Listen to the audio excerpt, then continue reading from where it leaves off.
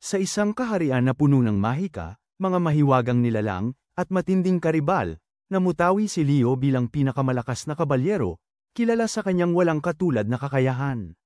Namumuhay sa isang mundong pinagsasagupaan ang mga paghahari sa mga halimaw na hukbo. Nakakuha si Leo ng reputasyon bilang pinakamahusay na bayani sa lupa. Subalit isang mapangwasak na araw, nang ilunsad ng mga puwersa ng reyna ng demonyo na si Akaida ang isang atake sa kaharian ng tao, napili si Leo na ipagtanggol ito kasama ang isang grupo ng mga bayani. Sa kasamaang palad, maraming kakayahan ng kanyang koponan na kulang sa inaasahan. Si Leo ay isang bihasa sa labanan ng espada, pagbaril, at mahika. Habang ang kanyang mga kasama ay hindi man lang makayanan ng mga pangunahing labanan. Pagod na siya sa pagdadala sa kanyang hindi epektibong koponan, na nahihirapan kahit sa pinakasimpleng mga gawain. Nagpasya si Leo na harapin ang mga puwersa ng demonyo mag-isa. Isa-isa niyang tinanggal ang maliliit na grupo ng mga demonyo, hanggang sa ipinadala ng reyna ng demonyo na si Akaida ang kanyang 4 na elite na general para siya ay pabagsakin. Ang una ay si Edward, isang mandirigma na may mga kaliskis na parang dragon na nagbibigay sa kanya ng napakalakas na lakas at hindi matibag na depensa. Habang ang brutal na lakas at tibay ni Edward ay isang hamon, ang kanyang isang direksyong pamamaraan ay nagpawalang bisa sa kanya. Mabilis na nalampasan ni Leo siya, gumagamit ng mahika para makakuha ng kalamangan. Kasunod nito, nakatagpo si Leo kay Amiz, isang mabilis at tahimik na assassin na nagkukubli sa isang abandoned chapel. Nagsalakay siya mula sa mga anino, na naglalayong mapagod siya. Ngunit si Leo, sa kalagitnaan ng pagbuo ng isang makapangyarihang spell, ay naglabas ng isang pagsabog na nagwasak sa buong gusali, na kasamang bumagsak ang assassin. Ang pangatlong elite na general ay si Lily, isang asawang babaeng lobo na nawalan ng alaala matapos masaktan ang ulo. Nang makatagpo siya kay Leo, nakita niya itong mapag-alaga at marangal, at sa loob ng ilang sandali, nanatili siya sa kanyang tabi. Sa wakas, ang kanyang alaala bumalik, at sinubukan niyang atakihin siya. Madaling natalo siya ni Leo, at naiintriga sa kanyang lakas, unti-unti siyang humanga sa kanya. Sa wakas, naroon si Shua, isang bihasang manggagayuma. Pinigilan ni Leo siya gamit ang isang anti-magic barrier, na nagpilit sa kanya sa pisikal na laban na hindi niya kalakasan. Ang resulta ay inaasahan, at lumabas si Leo na nagwagi, na may mga ilitet na general na natalo. Hinarap ni Leo ang reyna ng mga demonyo mismo. Si Akaida ay nag-transform sa isang nakakatakot na halimaw, at matapos ang isang matinding labanan, nagawa ni Leo na talunin siya. Gayunpaman, nakita niyang hindi siya likas na masama, pinipigilan ang kanyang mga puwersa mula sa hindi kinakailangang pagkawasak sa panahon ng digmaan. Piniling hindi siya patayin, bumalik siya sa kanyang kaharian, umaasang tatanggapin siya bilang bayani. Sa halip, sinalubong siya ng takot at pagdududa.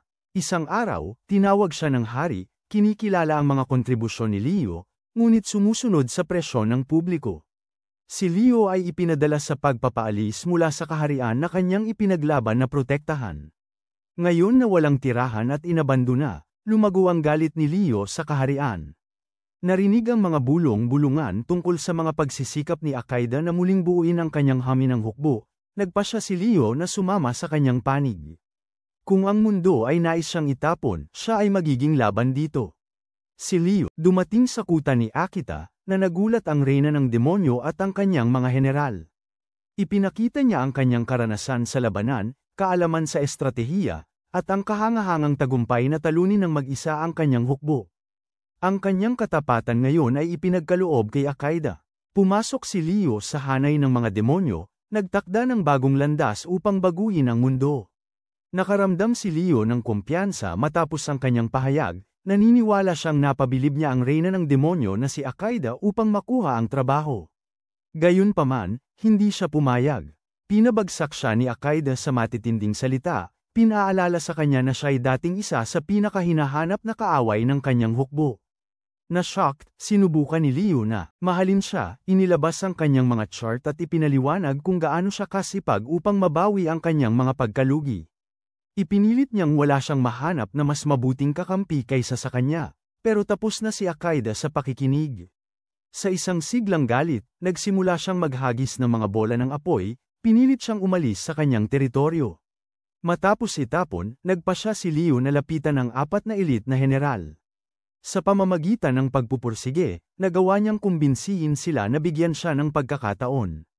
Pumayag ang mga general, pero binalaan siya na manatiling mababa ang profile at huwag magpakita sa radar ni Al-Qaeda sa ngayon. Nagstay si Leo sa kastilyo ng magdamag, at kinabukasan, nakilala niya si Shua, isa sa mga general. Sobrang pagod at stressed dahil sa pagkakabawasan ng kanilang mga puwersa, si Shua ang humawak ng halos lahat ng kritikal na gawain mag-isa.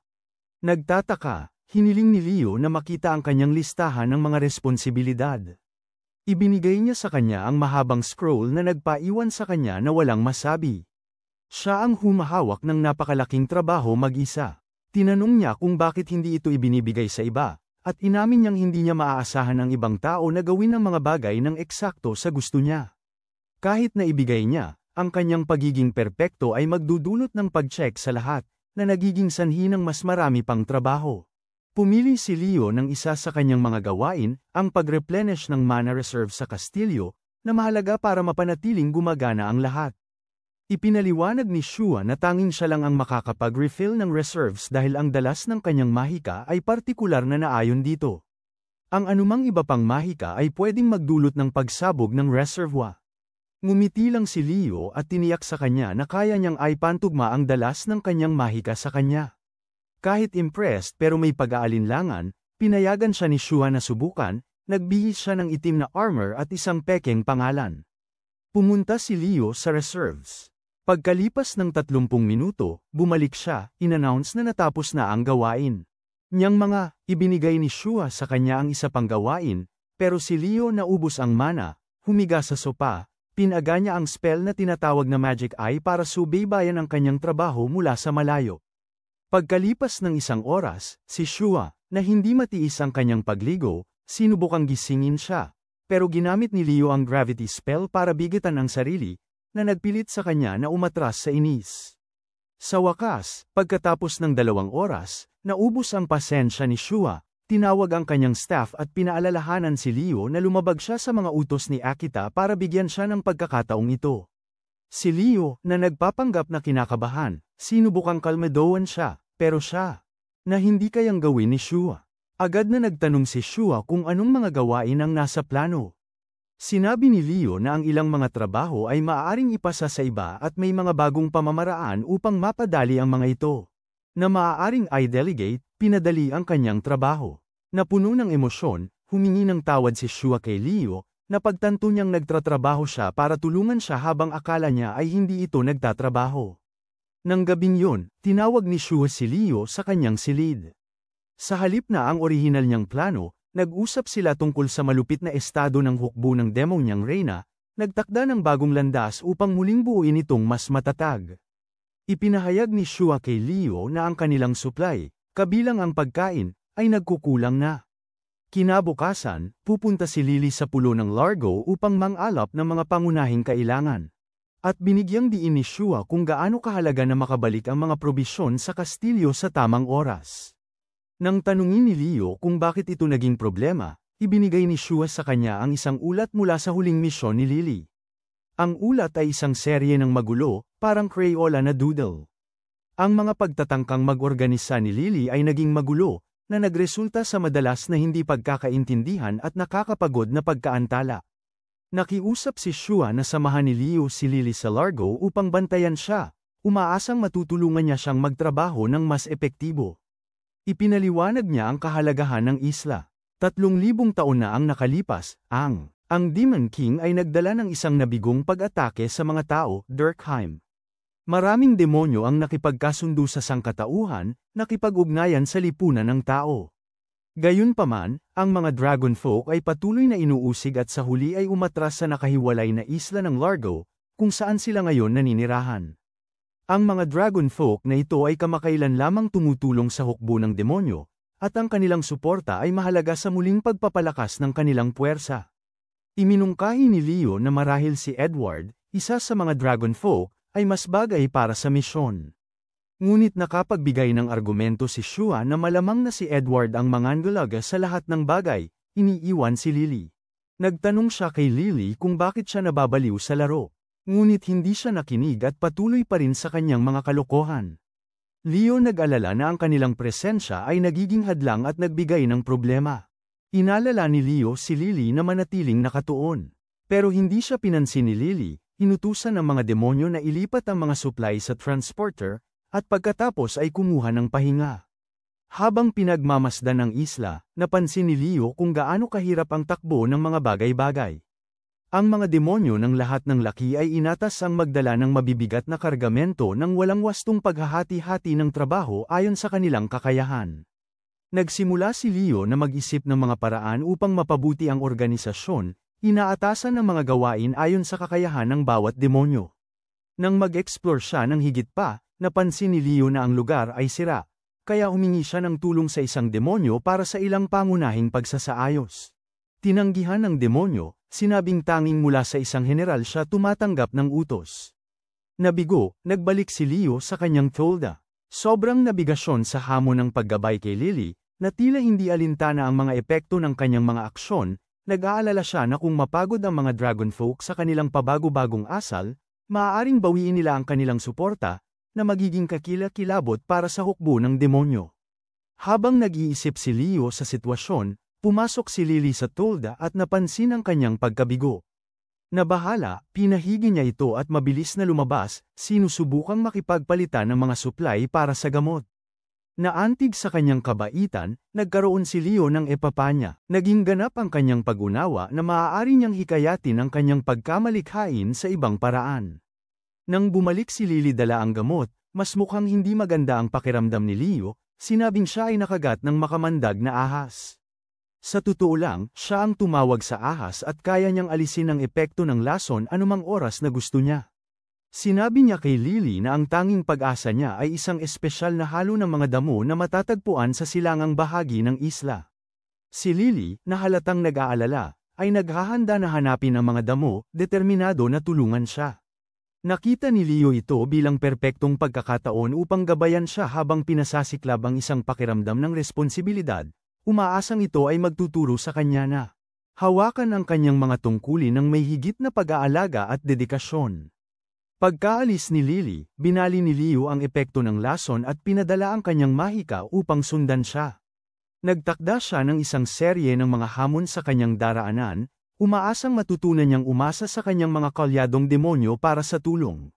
Habang tumatakbo sa mga bukirin, nagbago si Lily sa kanyang banal na anyo ng lobo, nakakuha ng malaking pagtaas sa bilis at lakas. Sa hindi nagtagal, nakatagpo siya ng kanyang unang hadlang, isang malaking bato na humahadlang sa daan. Pinahiran ito ni Leo ng mahika ng pagiging hindi matitinag, ginagawa itong immune sa anumang atake. Naging matatag si Lily at sumugod sa bato, tinamaan ito. Paulit-ulit at nagiging frustrado habang ang kanyang mga pagsisikap ay bahagyang umuulan. Inaasahan ni Leo na hahanap siya ng tulong mula sa mga spellcaster sa kalapit na nayon, na madaling makakalbo sa bato. Pero sa kanyang gulat, ang walang tigil na headbutts ni Lily ay nagdulot ng maliliit na bitak. Gulat pero determinadong magpatuloy, umaasa si Leo na kakailanganin pa rin niya ng tulong sa susunod na mga hadlang. Hindi nagtagal, pumasok si Lily sa isang kuweba na puno ng slimes na damadami kapag nasaktan. Dinisenyo ni Leo ang mga nilalang na ito na maaaring talunin lamang sa pamamagitan ng pagsira sa kanilang mga core. Pero imbis na magplano, dinurog ni Lily ang mga slimes sa pamamagitan ng puwersang pisikal. Ang kanyang demonyal na kapangyarihan na pinupunit sila, nakikita siyang bumubulusok sa daan. Nagpasya si Leo na panahon na upang makialam, nagkunwaring isang naglalakbay na bard. Sinundan ni Leo siya hanggang makarating siya sa isang bangin na may malawak na hukay sa pagitan niya at ng daan pasulong. Nakatigil, nag-atubiling si Lily. Nang panahong yon, si Leo, bilang bard, ay nilapitan siya. Hiningi niya ang kanyang payo, at sumagot siya ng isang ritmong rap, na nagpapahiwatig na ang pagtutulungan ang susi sa pagtagumpay sa mga hamon. Na-inspire, tumingin siya sa kanya, inihayag na naintindihan niya. Ngunit biglang tumalon siya mula sa bangin papuntang hukay sa ibaba, lumangoy papunta sa kabila. Sa kabila at umakyat muli. Pinasalamatan siya niya, at nagpatuloy sa kanyang daan, iniwan si Leo na litong-lito at pagod dahil sa kanyang mga kalokohan. Nil-shaking ang kanyang ulo, bumalik siya sa kampo, kumbinsido na hindi na niya siya matuturuan pa. Kinabukasan umaga, nagising si Leo at nakita niyang bumalik si Lily magdamag. Nakalap niya ang mga damo, gumawa ng lunas, at pinakain pa ito sa kanya bago siya nagpahinga. Nagpapasalamat, pinasalamatan siya ni Leo, kinilala ang kanyang kabaitan at katapatan. Pagkatapos ay inabot ni Lily sa kanya ang isang piraso ng papel na puno ng mga sulat ng Crayola. Sa kanyang pagkagulat, nakagawa siya ng buong plano sa trabaho. Iniorganisa ang mga demonyo batay sa kanilang mga lakas. Nagtataka, tinanong niya kung paano niya nakuha ang ganitong ideya. Ipinaliwanag ni Lily na nakilala niya ang isang marunong na bard na nagturo sa kanya ng kahalagahan ng pagtutulungan, na nagpi-inspired sa kanya upang paunlarin ang plano. Nagalak si Leo at napagtanto na mas mapanlikha siya kaysa sa akala niya. Kailangan lang niya ng malinaw at tuwirang gabay sa halip na mga banyagang pahiwatig. Salamat sa kanyang bagong plano, nakabalik ang mga supply sa kastilyo nang walang anumang issue. Nang nagulat si Leo kay Shua, pinuri niya ang maayos na kinalabasan, ngunit ipinaalam sa kanya na agarang tinawag siya ni Akita.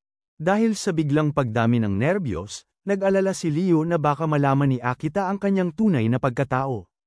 Alam niyang kasing tapang siya sa laban ni Edward at kasing galing na mage ni Shua, kaya ang dapat niyang lokohin siya ay hindi biro.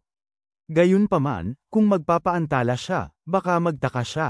Napansin ang pag-aalala ni Shua, panyanatag ni Leo ang loob nito sa isang tiwalang ngiti, nangako na siya ang bahala kay Akita. Matatag ang kanyang pasya, inihanda niya ang sarili para sa tawag ng Reyna, handang harapin ang anumang darating. Nagbihis si Leo ng kanyang itim na armor at nagtungo sa silid ni Akita, kung saan siya ay sinalubong ng hindi inaasahan. Masigla, medyo lasing na Akita. Malugod siyang tinanggap, sinabing sabik siyang makilala ang nagpaaga ng trabaho ni Shua at tumulong kay Lily na maging mas maayos. Dinala siya sa isang mahabang mesa na puno ng pagkain mula sa iba't ibang lugar at iba't ibang bote ng alak. Inimbita siyang umupo at tangkilikin ang handa kasama siya. Habang umuupo si Leo sa mesa, sinubukan niyang manatiling kalmado, kumakain at umiinom kasama si Akita habang nag-uusap, pero hindi nagtagal ay napansin niya ang kakaiba. Bakit niya pinanatili ang kanyang helmet kahit habang kumakain at umiinom? Ipinilit niyang tanggalin ito. Nagpanik si Leo at nagbiro na siya ay sobrang hindi kaaya-aya na itsura na makakatakot sa sinumang tumingin sa kanya. Kaya kailangan niyang panatilihin ang kanyang armor. Sobrang nakakainom para mag-alala sa kanyang mga dahilan, si Akita ay lumipat upang tanggalin ang kanyang helmet. Nasorpresa, si Leo ay halos hindi nakapagpalit ng mukha sa isa pang tao sa tamang oras. Tila nagulat siya, malinaw na umaasang makakita ng demonyo, pero binaliwala ito at bumalik sa kanyang upuan. Habang patuloy ang usapan, kinakabahan si Leo na nagbuhos ng mas maraming alak para sa kanya, umaasang mahihirapan na siyang magising. Pero si Akita ay lumabas na isang matibay na umiinom, sa huli ay iniwan ang kanyang baso at uminom direkta mula sa bote. Sa isang huminto, binanggit niya na parehong tao at demonyo ay malugod sa kanyang hukbo. Hindi siya namimili, nakakita ng pagkakataon. Magaan na tinanong ni Leo kung bakit hindi niya pinapayagan ang bayani, si Leo, na sumali kung hindi siya nagmamalasakit sa mga tao sa kanyang hanay. Agad na tumigas ang kanyang ekspresyon, at inilabas niya ang kanyang mga frustrasyon, tinatawag ang bayani na isang panganib na hindi siya kailanman magtitiwala sa kanyang hukbo. Inamin niya na, kahit na siya ay kasing lakas ng 1,000 sundalo, siya ay sobrang delikado para papasukin, dahil malamang nasirain niya ang hukbong demonyo mula sa loob. Inamin din niya na siya ang dahilan kung bakit hindi niya nakuha ang pilosopo. Bato, na sana ay makapaglapit sa kanya sa kanyang layunin. Si Leo ay nagulat, hindi alam na si Akita ay nagtatangka sa Philosopher's Stone, isang alamat na artifact na sinasabing may mga kapangyarihan tulad ng pagbabago ng mga disyerto sa berdeng lupain, at kahit na pagbibigay ng immortalidad. Na-curious siya, tinanong niya kung bakit hindi na lang niya ito hiningi mula sa mga tao, pero tinanggihan niya ang ideya. Sinabing masyadong makasarili at takot ang mga tao para isuko ang ganitong kapangyarihan. Tinanong ni Leo kung ano ang balak niyang gawin sa bato, dahil hindi siya mukhang taong naghahangad ng katanyagan o immortalidad. Humina ang tono ni Akita, at ibinahagi niya ang kanyang pangarap ng nagtatransforma sa mundo ng mga demonyo. Ito ay isang mabagsik, desoladong lupa na may lason na hangin, nakakalason na tubig, at patuloy na digmaan ng mga angkan na nagdudulot lamang ng walang katapusang pagdanak ng dugo. Ang kanyang layunin ay gamitin ang bato ng pilosopo upang lumikha ng isang lupa kung saan makakabuhay ang kanyang mga tao. Napabago sa kanyang marangal na intensyon, nakaramdam ng kaguluhan si Leo. Nagsimula na siyang magbukas sa kanya, at ayaw niyang patuloy na lokohin siya. Nang siya ay malapit ng ibulalas ang kanyang tunay na pagkatao, pumasok si Lily at Shua sa silid. Inihayag na dalawang general, sina Edward at Mims, ay nawala. Nagtaka si Akita. Ibinigay nila sa kanya ang mga tala na iniwan. Sinulat ni Mims na siya ay naglalakbay at ayaw mahabol, habang ang liham ni Edward ay nagsasabing naramdaman niyang nabigo siya sa kanya at umaalis upang tapusin ang kanyang sariling buhay. Mabilis na iminungkahi ni Leo na habulin si Mims, habang ang iba naman ay hinabol si Edward. Pumayag si Akita, ngunit nang sinubukan niyang tumayo, natapilok siya mula sa mga epekto ng kanyang pag-inom. Humigop ng malalim na hininga, pinanatili niya ang kanyang sarili, at nagpalabas ng isang nag-aalab na utot na agad na nagpabangon sa kanya. Laban at nakatuon, pinangunahan niya ang pagsalakay upang iligtas ang kanyang nawawalang mga general. Tumakbo si Leo palabas ng kastilyo, sinusundan ang mahina at mahiwagang landas na iniwan ni Ems, na nagdala sa kanya sa kalaliman ng kagubatan. Bigla, isang salpok ng mga kutsilyo ang tumama sa kanya, pero nakaiwas siya ng tama. Lumabas si Mims mula sa anino, at matinding inatake siya. Nagpakatatag si Leo, at pagkatapos, sa isang hakbang para patahimikin si Mims, inalis ang kanyang helmet upang ipakita ang kanyang pagkatao. Nang makilala si Leo, humupa si Mims, at pareho silang umupo sa isang nahulog na troso. Nausisa, tinanong ni Leo si Mims kung bakit siya tumakbo. Sa kanyang gulat, inamin ni Mims na siya ay isang binatang lalaki. Bagaman marami ang nagkamali sa kanya bilang isang babae, na nakakapagod para sa kanya. Itinaas ni Leo ang kilay at tinanong kung ito ang dahilan kung bakit siya umaalis sa Demon Army. Pero nilinaw ni Ems na hindi yun ang tungkol doon. Sa katunayan, ang Demon Army ang tanging lugar kung saan siya kailanman nakaramdam ng pagtanggap at paggalang. Ang totoong dahilan kung bakit siya tumakas ay dahil, sa loob ng 3 araw, dapat siyang mag-interview ng mga kandidato para sa mga posisyon ng especially iya. Bilang isang self-described introvert, labis na nalilito si Mims sa ideya. Sinubukan ni Leo na intindihin, tinanong niya kung paano nakakayanan ni Mims ang mga katulad na sitwasyon sa nakaraan. Dahil sa kanyang background bilang dating guildmaster, inamin ni Mims na palagi siyang umaasa sa kanyang assistant para sa panlipunang aspeto ng mga bagay. Ngayon na wala ng assistant, iniisip niyang bumisita sa iba't ibang mga nayon para magsanay ng pakikipag-usap sa mga tao. Itinuro ni Leo na ang isang demonyo na naglalakad sa paligid ng mga nayon ng tao ay maaaring magdulot ng mas maraming pinsala kaysa kabutihan, at iminungkahi na bumalik sila sa kastilyo para makagawa ng mas magandang plano. Sinubukan ni Sims na tumakbo muli, pero si Leo, na inaasahan nito, ay nakatali na sa kanya ng isang mahiwagang kadena. Sa ayaw at gusto, umupo muli si Mims, na binigyan si Leo ng matalim na tingin bago sinabi, "Kung ganito ang gagawin mo para mapanatili akong nandito, ikaw na ang bahala na gawing master communicator ako sa loob ng 3 araw." Nang bumalik sila sa kastilyo, nagkita muli si Leo sa iba at nagtanong tungkol sa sitwasyon ni Edward. Ipinaliwanag ni Akita na nakarating sila kay Edward sa tamang oras. Sinubukan niyang mag-self-checkout gamit ang isang pulutong ng mga espada, ngunit dahil sa kanyang mga kaliskis ng dragon na hindi napapasukin ng karaniwang bakal, hindi siya nasaktan. Sa ngayon, siya ay nasa ilalim ng masusing pagbabantay ng kanyang anak na babae upang masiguro na siya ay ligtas. Natapos na ang pangangalaga kay Edward, ibinalik ni Leo ang kanyang atensyon kay Mims. Napagpasyahan ni Leo na ang pinakamagandang paraan para mapabuti ni Mims ang kanyang mga kakayahan sa pakikisalamuha ay sa pamamagitan ng praktikal na karanasan. Inilagay niya sila sa mga part-time na tungkulin sa tavern ng kastilyo, kung saan si Leo ay magiging waiter at, nakadamit bilang waitress, ay susunod sa kanya. Sa unang ilang oras, madalas na sinundan ni Mims si Leo, pinagmamasdan ang kanyang mga interaksyon habang tinuturuan siya ni Leo sa sining ng pag-uusap, tinuturuan siyang makinig sa iba at tumugon ng may pag-iisip. Sa wakas, ipinadala ni Leo si Mims upang kumuha ng mga order mag-isa. Reklamo, isang masalimuot na grupo ng mga demonyong wolf ang pumasok sa tavern, nagdudulot ng kaguluhan. Lumapit si Mims sa kanila na may kumpiyansa at nagtanong kung ano ang gusto nila. Ang leader ng grupo ay humiling ng karne at alak sa isang bastos na paraan. Nang may kalmado, nagtanong si Mims kung anong klase ng karne ang gusto niya, nagbigay ng nakatatawang suhestyon, ngunit hindi siya pinansin ng leader. Ang pag-uusap, sinabi niyang mahalaga ang kumpiyansa sa lahat ng aspeto ng buhay. Minsan, ang mga pagsubok ay nagtuturo ng mas mahalagang aral kaysa sa tagumpay. Pagsasanay kay Mims, in-suggest niya na magdaos ng mock interview, kung saan magiging recruiter si Mims at si Leo naman ang aplikante. Makakatulong ito kay Mims na matuto ng mabilis, paliwanag niya, hinihimok si Mims na magtanong ng kahit ano. Nangako si Leo na magbibigay ng tapat na sagot. Hindi nag-atubiling nagtanong si Mims, agad na tinanong si Leo kung bakit siya talagang sumali sa hukbo ni Akaida, dahil nagduda siya sa intensyon ni Leo na makasakit sa sangkatauhan. Naabala si Leo sa tanong, sinubukan niyang ipasa ito sa pamamagitan ng biro, ngunit nagpatuloy si Mims, pinipilit siyang magbigay ng totoong sagot.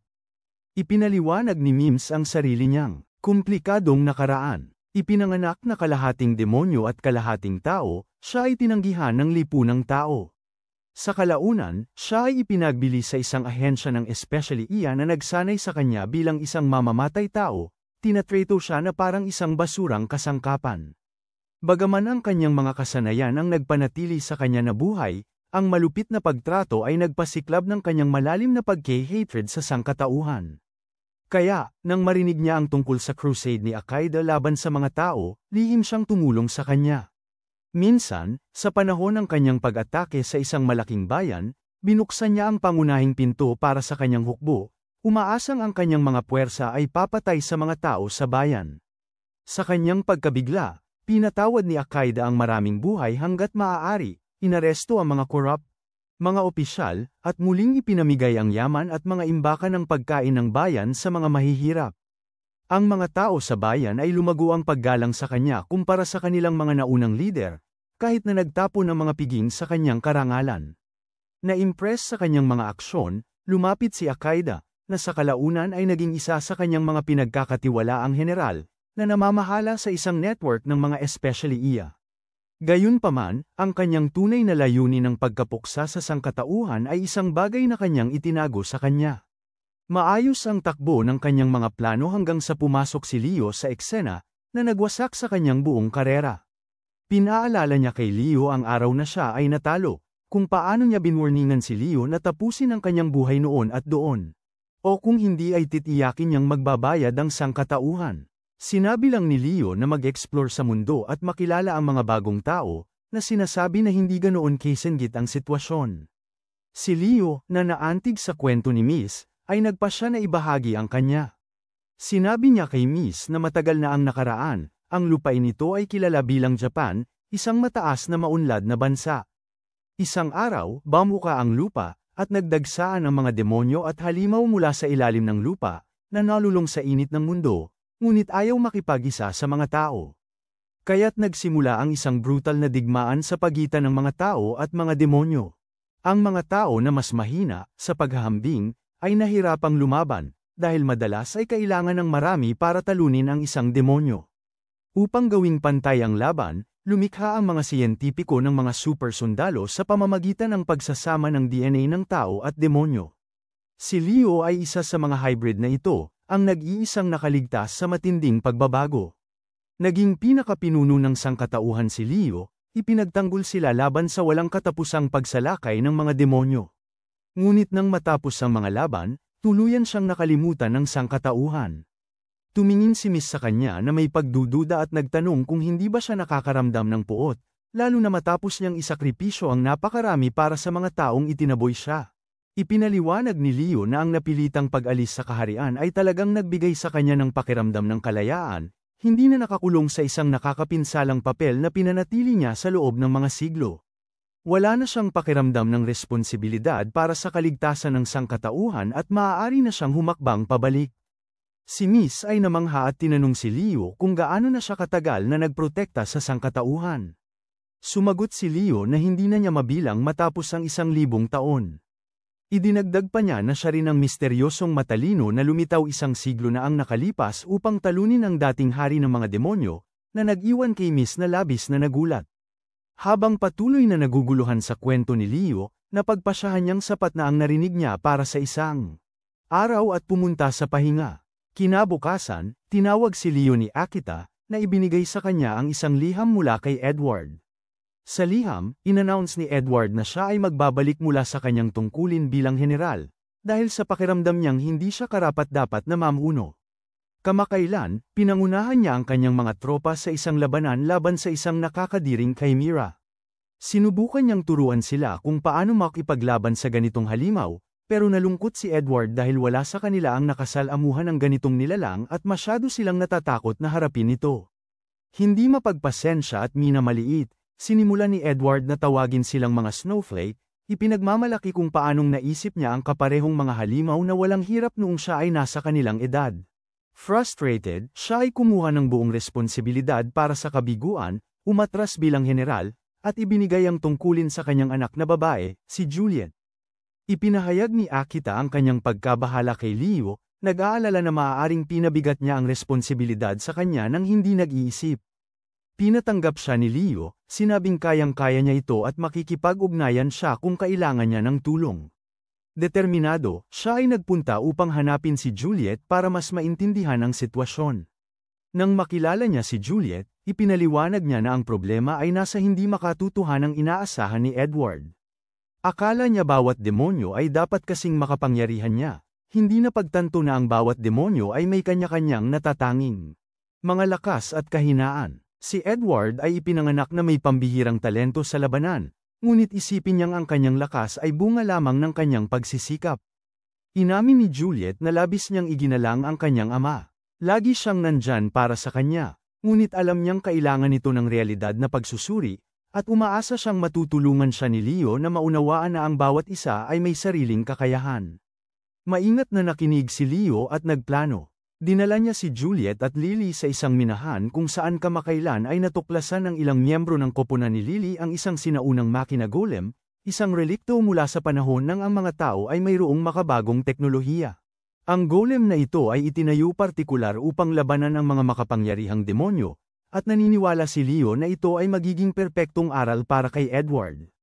Inactivate niya ang golem at itinakbo ito papunta sa training ground ni Edward, pagkatapos ay nagcast siya ng invisibility spell sa kanyang sarili at sa iba para obserbahan kung ano ang mangyayari.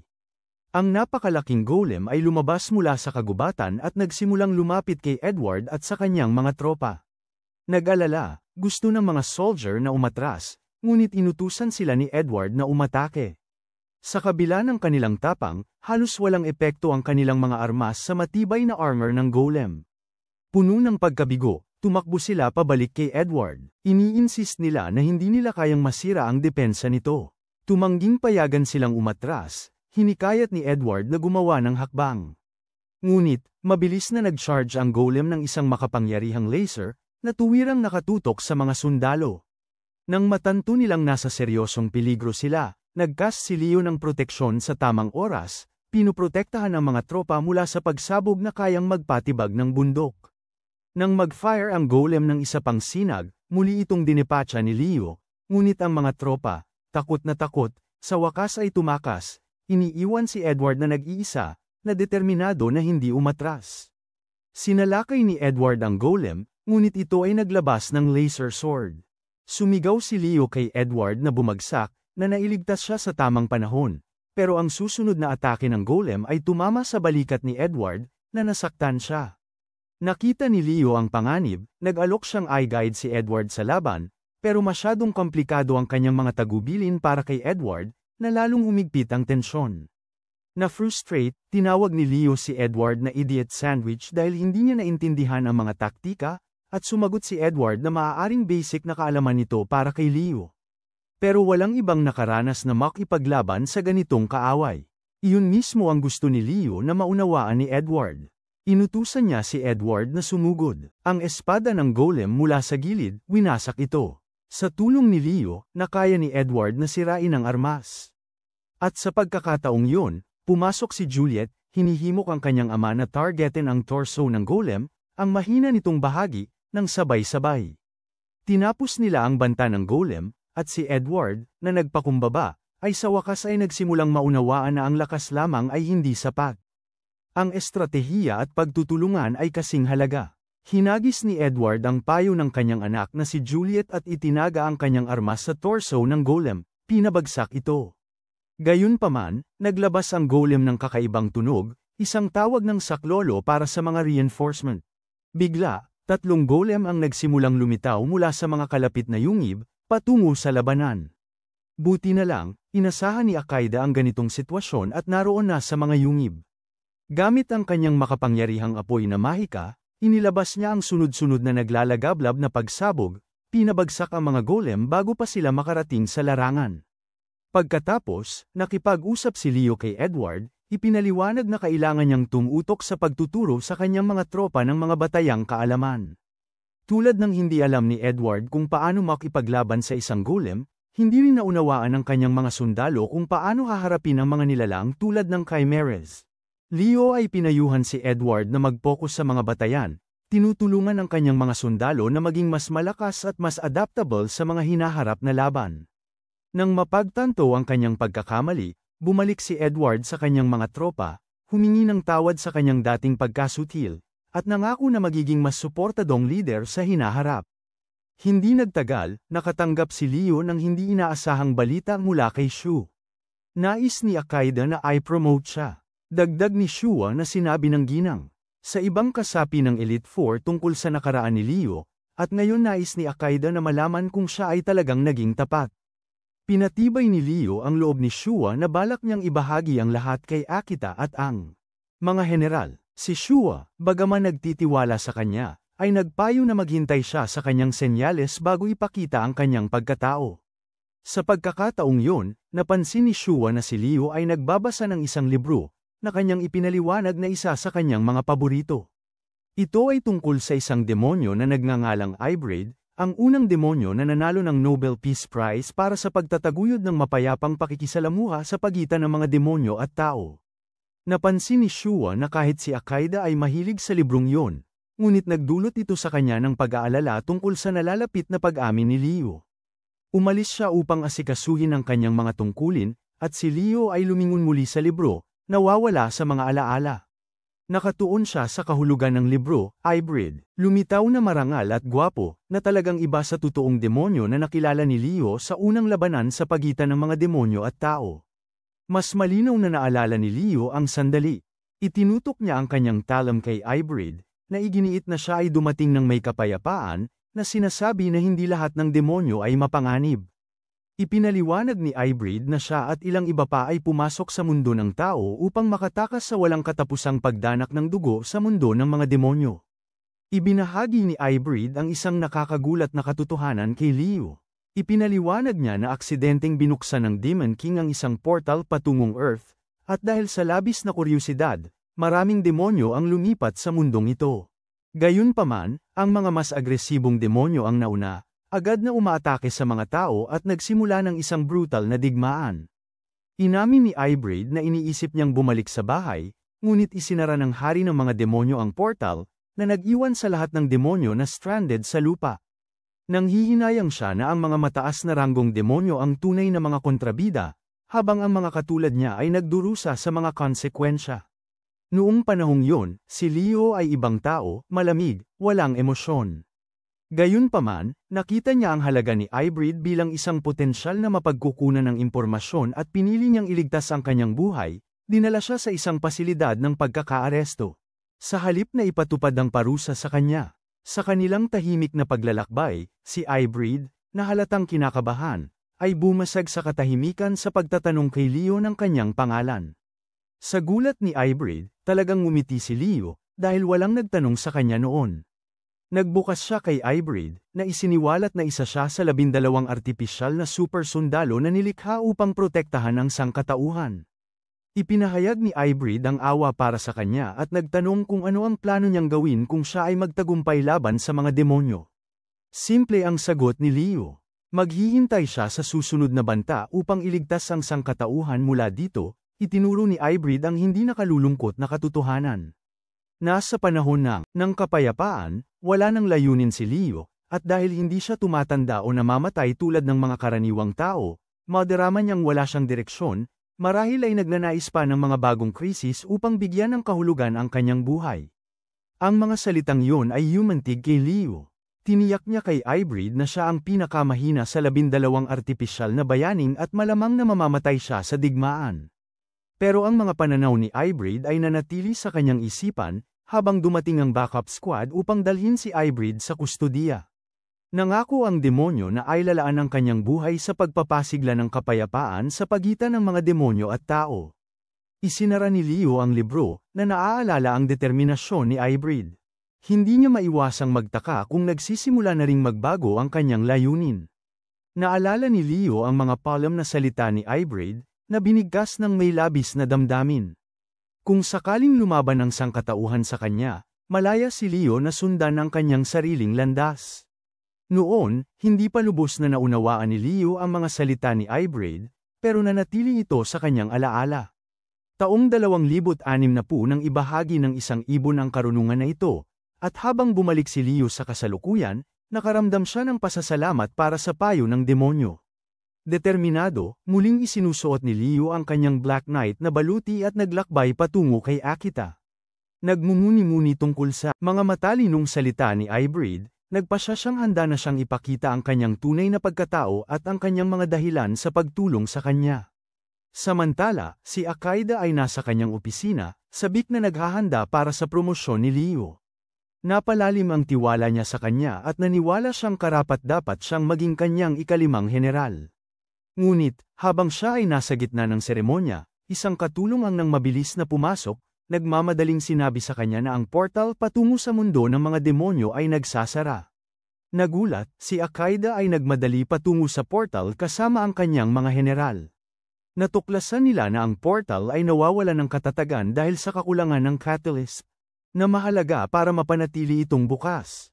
Nabahala si Akida na maaaring mabura ang lahat ng kanilang mga nakaraang progreso kung magsasara ang portal. Sa tulong ng pinagsamang kapangyarihan ng magic ni Leo at Shuo, nagawa nilang pansamantalang ma-stabilize ito. Gayunpaman, tumawag si Akida ng isang emergency na pulong upang talakayin ang kanilang mga susunod na hakbang. Sa panahon ng pulong, nagtanong si Lily kung bakit ang pagsasara ng portal ay isang malaking problema. Ipinaliwanag ni Akita na kung ito ay magsasara, maaaring tumagal ng mga siglo bago makabukas ng panibago, na iiwan ng Demon Realm na patuloy na nagdurusa ng walang anumang paraan ng tulong. Idineklara niyang mayroon lamang silang isang linggo upang magdesisyon sa ang kursong aksyon bago tuluyang magsara ang portal. Nagmungkahi si Shuo ng dalawang opsyon. Ang una ay isang ganap na pag-atres, pagbabalik sa kaharian ng mga demonyo habang may pagkakataon pa. Gayunpaman, karamihan sa kanilang lakas ay mga demi-tao na naninirahan sa mundong tao at hindi sila maaring isama. Idinagdag ni Edward na kailangan din nilang maghiwalay, bawat isa ay magkakaroon ng sariling daan. Tumutol si Lily, ayaw niyang mawala ang mga pagkakaibigang kanilang nabuo kamakailan. Pagkatapos ay ipinakita ni Shuo ang pangalawang, mas mapanganib na ideya. Pagsamasamahin ang lahat ng kanilang lakas para sa isang agarang atake sa kabisera ng tao upang sakupin ang batong pilosopo. Gayunpaman, nag-aalinlangan ang mga general. Nahina ang kanilang army at kahit mga tao ay malamang na kayang itaboy sila sa kanilang kasalukuyang estado. Patuloy na tinitingnan si Leo bilang kaalyado ng sangkatauhan, nanginginig si Akida sa pag-iisip na muling makaharap siya. Nagtanong siya sa nakadescribe na si Leo kung nakatagpo na ba siya ng human hero. Sumagot siya na narinig lang niya ang mga kwento tungkol dito. Ikinwento ni Akida ang kanyang sariling karanasan, inamin niyang minsang nakipaglaban siya kay Leo gamit ang lahat ng kanyang lakas at natalo. Inilarawan niya siya bilang isang nakasisindak na puwersa at nagbabala na kung makikipagdigma sila ngayon, wawasakin sila nito. Bagamat hindi siya natatakot sa kamatayan, ayaw ni Akida na dalhin ang kanyang tao sa tiyak na kamatayan. Kaya't nagpasya siyang kumuha ng mas ligtas na daan at iniutos ang paglisan ng hukbo, inihayag na siya at si Shua ay babalik sa kaharian ng mga demonyo. Ang balitang ito ay ikinagulat ng lahat. Nais ni Lily na pasiguraduhin si Akida na si Leo ay nasa kanilang panig na, ngunit tahimik na pinigilan siya ni Shua, upang hindi siya makapagbunyag ng anumang bagay. Akala ni Akaida na ang katahimikan ni Shua ay upang maiwasan ang pagtutol mula sa iba, lumapit siya sa bintana. Pinasalamatan niya ang kanyang tapat na mga general sa pagtayo sa kanyang tabi. Nagsusumikap na pigilin ang luha habang nagpa siya na humanap ng bagong paraan para tulungan ang kaharian ng mga demonyo. Sandali, naisip niya ang kanyang pangarap na gamitin ang Philosopher's Stone upang gawing lugar kung saan makakasagana ang kanyang mga tao. Napakahirap ng kanyang pinagdaanan para sa panaginip na yun, umakyat siya bilang reyna. Ngunit ngayon, tila walang pag-asa, sa gitna ng kanyang kawalang pag-asa. Lumapit si Leo at inalis ang kanyang helmet. Sinabi niya kay Akaida na ang Philosopher's Stone ay hindi isang himalang artifact na nagbibigay ng mga kahilingan. Sa halip, ito ay isang relikya mula sa panahon ng pinag-advanced na teknolohiya na pinalakas ng isang micro-black hole para makagawa ng walang hanggan enerhiya. Ipinaliwanag niya na, sa kanyang kaalaman, wala talagang nakakaintindi kung paano lubos na gamitin ang kapangyarihan nito. Gayunpaman, may alamat na nagsasabi ng isang manual na makakapagbukas ng mga lihim nito, at ang mga tao ay naghahanap dito sa loob ng mga siglo ng walang tagumpay. Nang siya ay lumapit kay Akaida, bumagsak ang kanyang tingin sa kanya. Bagamat hindi pa niya nakita ng malinaw ang kanyang mukha, nagbuntong hininga si Akaida, nabanggit na kahit nasubukan nilang makipag-usap sa mga tao upang hanapin ang manual ng magkasama, magiging walang saysay pa rin ito. Kailangan pa rin nilang kumuha ng Philosopher's Stone mula sa kanila. Nagsimula na siyang mawala ng pag-asa, pero sinulungan siya ni Leo, sinabing may 2 Philosopher's Stone sa mundong tao, at kailangan lang niya ng isa. Nagkaroon ng bahagyang pag-asa sa mga mata ni Akaida, pero hindi pa siya direktang tumingin kay Leo. Sinabi niya na tapusin na ang suspense at lumingon na. Nang ginawa niya ito, nan-frozen siya. Nagulat na makita si Leo mismo sa halip na ang Black Knight, at sa isang snap ng kanyang mga daliri, naalis niya ang armor ng buo. Agad siyang humingi ng tawad sa pagdaya sa kanya, ipinaliwanag na wala siyang ibang paraan para tulungan siya, at ang sitwasyon ay naging masyadong urgent para sa naghuhuli. Isiniwalat ni Leo na ang tunay na dahilan ng kanyang pagsali sa Demon Army ay upang tingnan kung talagang karapat-dapat ang Demon Queen na hawakan ang Philosopher's Stone. Kung hindi siya karapat-dapat, matagal na sana siyang umalis. Pero matapos ang ilang panahon kasama siya, naniniwala siyang may lakas si Akaida na magdala ng kaayusan sa Demon Realm, at handa siyang tulungan siyang makuha ang bato, dahil maaari rin itong magbigay ng kapayapaan sa sangkatauhan. Pinroseso ni Akaida ang kanyang mga salita na parabang ang isip niya ay tumatakbo sa isang luma at hindi na napapanahong sistema. Sa kalaunan, napakagat siya ng tawa, napagtanto na siya ay naging ganap na napalakas. Inirekomenda ni Leo na i-upgrade niya ang kanyang sistema para makahabol sa kanya, pero tumugon siya sa pamamagitan ng paglulunsad ng isang malakas na apoy na spell diretso sa kanya. Bamantong hininga si Leo, kalahating nagbibiro na kailangan niyang matutunan ang mga bagong trick. Habang nagiging predictable na ang kanyang mga atake, patuloy na nagagalit, sumagot si Akaida na tama siya. Walang paraan na makikipag-usap siya ng bukas sa kanya kung alam niya ang kanyang tunay na pagkatao. Pumayag si Leo, na nagsabing ang kanyang disguise ay kinakailangan upang makuha ang kanyang tiwala. Nainis siya, sinabi niyang kumain na lang siya ng nakal-alasong kabute at umalis na. Ang kanyang mga general, mas entertained sa kanyang mga malikhaing insulto kaysa sa nagulat sa pagdedeklara ni Leo. Tumawa habang patuloy na umiinit ang galit ni Akita, lalo na't hindi naman nasaktan si Leo ng kanyang sumpa. Bago pa lumala ang sitwasyon, si Lily at Shua ay humawak kay Akita, iginiit na talagang tinulungan sila ni Leo. Sumama sina Edward at Miz, na nagsagawa ring ng katwiran para sa kanya. Pagkatapos makinig sa mga papuri ng kanyang mga general, nag-aatubili si Akaida na pumayag na marinig si Leo.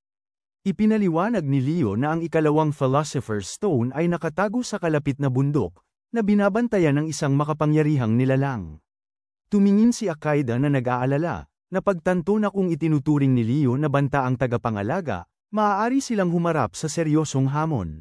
Ang kanyang mga general, ngunit pinanatiling kampante siya na kaya nilang harapin ang anumang balakid kung sila ay nagtutulungan.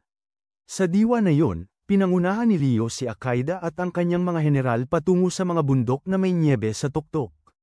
Si Akaida, na hindi pa rin lubos na nagtitiwala kay Leo, ay nagtanong kung sigurado siyang nandoon ang bato.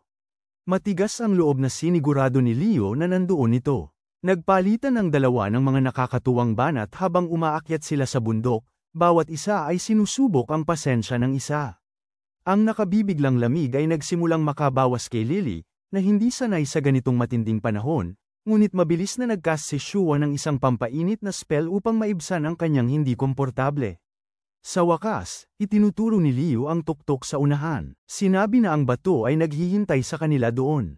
Habang naglalakad sila ng magkatabi, sinabi ni Leo kay Akaida na kailangan niyang talakayin ang isang mahalagang bagay. Inamin ni Leo na ang Philosopher's Stone ay naging proyekto niya sa loob ng maraming taon, at ngayon na balak niyang ipagkatiwala ito sa mga demonyo, nais niyang maunawaan nila ang tunay na kalikasan nito. Ipinaliwanag niya na ang bato ay hindi isang mahiwagang kagamitan na pwedeng magpatubo ng mga panghimagas o gawing alak ang tubig, kundi isang makapangyarihang generator ng enerhiya. Hinimok niya si Akaida na hanapin ang kapayapaan sa sangkatauhan kapag nakuha na niya ito, upang ang parehong panig ay makapagtrabaho ng magkakasama upang mahanap ang manual at bato ay may sarili nitong potensyal. Inamin ni Akaida na hindi nagtagal, akala niya na ang tunay na kapayapaan sa mga tao ay hindi posible, pero salamat kay Leo, nagbago ang kanyang pananaw. Nagbabala si Leo na kahit na makakamit ang kapayapaan, magiging mahirap ang daan sa hinaharap, at nag-atubili. Idineklara ni Akaida na bilang pinakamalakas na reyna ng demonyo sa kasaysayan, gagawin niyang posible ito sa kabila ng lahat. Ngumiti si Leo, pinuri ang kanyang determinasyon. Napansin ng Wakaita ang maikling, malungkot na itsura sa kanyang mga mata, pero bago siya makapagtanong, muling ngumiti si Leo, pinagtatawanan siya na kahit ang pinakamalakas na reyna ng demonyo ay wala pa ring laban sa kanya. Matapos ang isang masayang laban ng snowball, nagkatawanan sina Leo at Akaida kasama ang mga general, na natuwa sa kanilang pagkakasundo. Sa gitna ng magaan na sandali, naging seryoso si Akaida at tinanong si Leo kung paano niya nalaman ang tungkol sa sinaunang mekanikal na sibilisasyon, na sinasabing umiral mahigit 3,000 taon na ang nakalipas, nang unang sumalakay ang mga demonyo sa mundo ng tao. Simple lamang ang sagot ni Leo na nandyan na siya noon, na nag-iwan kay Akaida na nahihirapan na maunawaan. Siya ay isang artipisyal na bioweapon na nilikha upang labanan ang mga demonyo, na may natatanging kakayahan na umangkop at umunlad bilang tugon sa anumang hamon, natututo ng mga bagong kasanayan sa daan. Ipinahayag niya na siya ay produkto ng 3,000 taon ng mahirap na karanasan. Si Akaida, sa wakas ay naunawaan ang lalim ng kanyang kapangyarihan, ay nagsabi na kung alam lang niya ang kanyang tunay na lakas, hindi siya kailanman manggahas na makipagdigma sa sangkatauhan. Tumawa si Leo, na binanggit na hindi sila magkikita kung hindi siya umaksyon. Nagpatuloy si Leo, na ipinaliliwanag na siya ang tanging nakaligtas sa kanyang uri, ang huli sa mga artipisyal na bayani na may isang layunin, ang protektahan ang sangkatauhan. Sa loob ng mga siglo, nasagip niya ang mundo ng paulit-ulit, pero sa panahon ng kapayapaan, nagsimula siyang mangarap ng panganib, para lang maramdaman na siya ay kailangan, na pagtanto niyang hindi niya ma-enjoy ang kapayapaang pinagsikapan niya. Sa kanyang pananaw, ang kanyang patuloy na proteksyon ay maaaring humahadlang sa sangkatauhan, dahil matututunan nilang makalkan at umunlad sa kanilang sarili, kung iiwan silang harapin ang kanilang mga hamon. Inamin niyang ang mga pag-iisip na ito ay nagdala sa kanya sa bingit, umamin na maaaring balang araw ay lumihis siya laban sa lahat ng kanyang isinumpang protektahan, marahil ay kahit wasakin ang mundo, para lang iligtas ito muli. Kinuha, na paatras, nagsimulang tumugon si Akaida, pero bago siya makapagsalita, dumating ang ibang general. Naglaan sila ng sandali upang humanga sa tanawin, tanong kung nasaan ang sinasabing makapangyarihang tagapangalaga.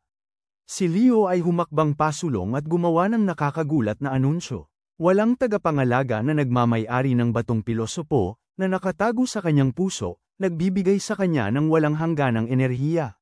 Kung gusto nila ito, kinakailangan nilang kunin ito mula sa kanyang malamig, patay na katawan. Ang mga general ay walang masabi habang ipinakilala ni Leo ang kanyang sarili sa huling pagkakataon, hindi bilang kanilang kaalyado, kundi bilang dating bayani na tinalo ang demonya na si Queen Akaida, at sino ngayon. Handa nang wasakin ang sangkatauhan kung walang huminto sa kanya. Sinubukan ni Shua na lumapit, ngunit bumuga si Leo ng babalang putok, pinanatili siyang nakatayo. Idiniin niya na kung tunay na nais ni Akaida na magdala ng kapayapaan sa parehong demonyo at tao, kailangan niyang harapin siya. Nang hindi siya nagbigay ng babala, siya'y sumugod sa kanila, hamon na maging mga bayaning magliligtas sa sangkatauhan sa pagkakataong ito. Habang nakatitig si Akaida sa kakilakilabot na mandirigma sa kanyang harapan, bumalik ang mga alaala mula sa kanyang pagkabata. Naalala niyang umaawit ang mga berso tungkol sa nakakatakot na bayani na umatake at natalo ang mga makapangyarihang unang hari ng demonyo at ang henyong ikalawang hari ng demonyo. Nagsalita siya minsan ng may pagmamalaki, naisip na kung makikita man niya itong tinatawag na bayani, ilalagay niya ito sa lugar nito.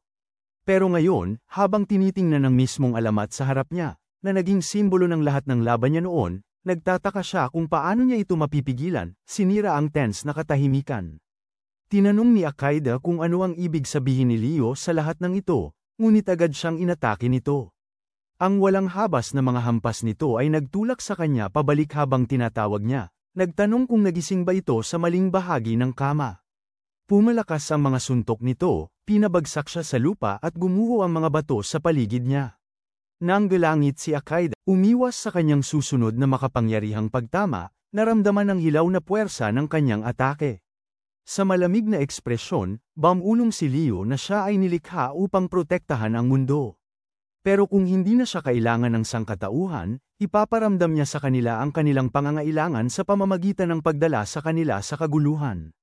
Pumutol siya kay Lily, na bahagyang umiwas sa oras. Si Akita, nagmamadaling tumayo, sumigaw, bakit sisirain ang iyong pinrotektahan ng matagal? Tumawa ng baliw si Leo. Sumagot na pagkatapos ng libu-libong taon ng pagprotekta sa Earth, karapatan niyang sirain ito paminsan-minsan, tumatawa na parang loko. Nagpadala siya ng shockwave na knocked si Akaida sa kanyang mga paa. Gumalaw siya upang patumbahin siya, ngunit si Edward ay nakialam, hinaranggan ang talam ni Leo sa tamang oras. Itinulak siya pabalik, hinihimok ni Edward si Leo na lumabas sa kanyang pagkabaliw, habang si Shua ay tumawag, nananawagan na bumalik siya sa kanyang katinoan. Pero ang malamig na ekspresyon ni Leo ay nagpakita na siya ay malayo sa pakikinig. Madaling itinulak ni Leo si Edward pabalik, sinusubukang patumbahin siya. Ngunit mabilis na tumugon si Shua, nagcast ng isang makapangyarihang binding spell. Ang madilim na enerhiya ay umikot kay Leo, bumubuo ng isang kulungan na nilalayong durugin siya mula sa lahat ng panig. Gayunpaman, nakatakas si Leo, pinadala si Edward na lumipad sa isang brutal na sipasa. Dumating sa isip niya si Shua, hinamon siya na maging seryoso, iginiit na kung gusto niya ang Philosopher's Stone, kailangan niyang patayin siya. Si Shua, na may sakit na anyo, nagtanong kay Leo kung wala bang halaga ang kanilang pagkakaibigan at lahat ng kanyang mga pangako, nagtatanong kung nagmahal ba siya sa kanila. Tumugon si Leo ng walang emosyon, nagbabala na kung hindi nila siya tapusin, mamamatay ang lahat, sabay na nagpalabas ng sunod-sunod na mga magic arrow patungo kay Shua. Si Edward, sa kabila ng kanyang mga sugat, nagprotekta sa kanya, tinamaan ng malakas na pagsabog sa kanyang likod. Nang siya'y bumagsak sa kanyang mga tuhod mula sa impact, sumugod si Leo para sa isa pang atake. Pero sa pagkakataong ito, nakialam si Akaida, hamarang sa kanyang atake. Naghirap siyang bumangon habang napagtanto ni Shua na ang hangarin ni Leo ay nakamamatay. Sumigaw si Leo ng kanyang mga iniis, inilabas ang pagod sa isang walang katapusang buhay na nag-iwan sa kanya ng walang layunin, kundi ang iligtas ang sangkatauhan ng paulit-ulit, nagreklamo na parang natrap siya sa isang walang katapusang misyon, palaging nakatali sa pagprotekta sa mundong itinakwil siya. Sa kanyang galit, nagpakawala siya ng libu-libong mahika na mga palaso sa langit, nangako na wasakin ang tao at demonyo. Mga kaharian na magkatulad, umulan ng mga palaso, pinapangwas ang lupa sa paligid nila. Pinrotektahan ni Akaida si Lily at ang ginang. Gamit ang kanyang hadlang, habang pinangalagaan ni Shua si Edward. Nakaramdam si Akaida ng labis na pagkabigla, napagtanto na ang lakas ni Leo ay lampas sa kanya, at nag-isip na gamitin ang kanyang pinakamakapangyarihang spells, kahit na hindi siya sigurado kung ito ay magiging epektibo. Bigla, humakbang si Lily pasulong, nagmamakaawa kay Leo na huminto. Pinukaw niya ang alaala ng kabaitan na ipinakita niya sa kanya sa Largo, pinalakas siya ng siya'y naligaw ng landas. Sinabi niyang ito na ang pagkakataon niya upang suklian ang kabaitan na yon, nag-alok na makinig sa kanyang mga problema kung kinakailangan. Maaari nilang ayusin ang mga bagay ng mapayapa. Sa isang sandali, tila inisip ni Leo ang kanyang mga salita. Ibinaba niya ang kanyang espada, tinanong si Lily kung talagang nais niyang marinig ang kanyang mga problema. Sa wag niyang buntot, tumango siya, nangakong makikinig. Pero nang sumunod, sa malamig na tingin, ibinunyag ni Leo ang kanyang pinakamalaking problema. Ang mga bayani na pinili niya ay masyadong mahina para pigilan siya. Pinaputok niya ang dalawang mahikal na palaso diretso kay Lily, nagulat ang lahat. Si Akaida, na hindi nakapigil, ay sumugod kay Leo, idineklara na wala na siyang dahilan upang tawaging bayani.